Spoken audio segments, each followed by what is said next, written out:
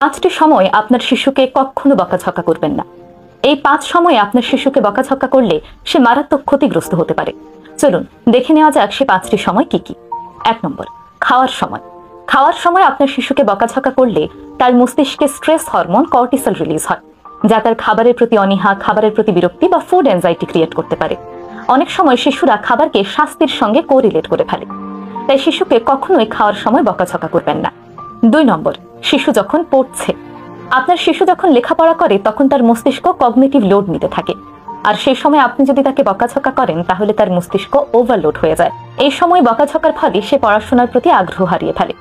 মনোবিজ্ঞানের ভাষায় একে বলা হয় লার্নিং অ্যাভারশন, যেখানে পড়াশোনা আনন্দের বদলে ভয়ের বস্তু হয়ে দাঁড়ায়।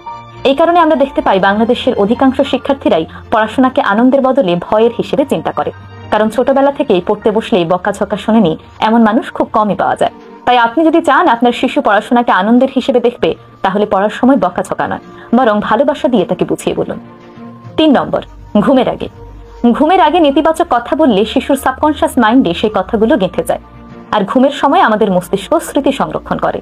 তাই এ সময় কটু কথা বললে শিশুর দীর্ঘমেয়াদী আত্মমর্যাদার ক্ষতি হতে পারে এবং সে মানসিকভাবে ক্ষতিগ্রস্ত হয়ে পড়ে। 4 নম্বর, অন্যের সামনে বকাঝকা করলে। আপনার শিশুকে কখনোই অন্যের সামনে বকাঝকা করবেন না। অন্যের সামনে খুব বেশি বকাঝকা করলে শিশু তার সেলফ এস্টিম হারিয়ে ফেলে, ফলে সে অন্যের সামনে নিজেকে সুন্দরভাবে প্রকাশ করতে পারে না এবং সে সামাজিকভাবে নিজেকে উপস্থাপন করার দক্ষতা হারিয়ে ফেলে। একটা সময় পর দেখা যায় শিশু অসামাজিক হয়ে বেড়ে উঠছে এবং তার মধ্যে সোশ্যাল এনজাইটি কাজ করছে। তাই শিশুকে কখনোই বাইরের কারোর সামনে বকাঝকা বা অপমান করবেন না। 5 নম্বর, শিশুর আবেগতাড়িত অবস্থায়।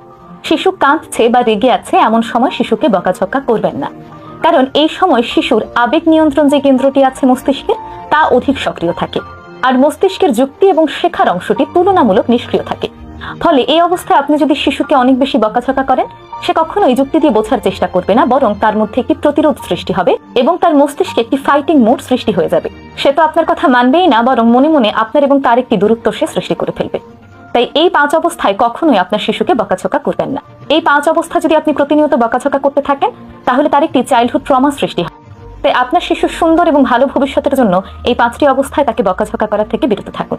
ধন্যবাদ। সন্তানের সামনে তার মাকে সম্মান করলে, স্নেহ করলে, ভালোবাসলে, কেয়ার করলে সেই সন্তানের মনে আপনার প্রতিও ইতিবাচক মনোভাব সৃষ্টি হবে। কিন্তু আপনি যদি সন্তানের সামনে তার মাকে অসম্মান করেন, অবহেলা করেন, প্রতিনিয়ত খারাপ ব্যবহার করেন, তাহলে সেই সন্তানও আপনাকে কোনোদিনও সম্মান করতে পারবে না। আপনি যতই সন্তানের প্রতি ভালোবাসা দেখান, আদর আল্লাহ দেখান না কেন, কোনো লাভ নেই। আপনি তার মাকে যতদিন পর্যন্ত অপমান করে যাবেন, খারাপ ব্যবহার করবেন, আপনি মনে মনে তার কাছে একজন ব্যর্থ বাবা হিসেবে পরিগণিত হবেন।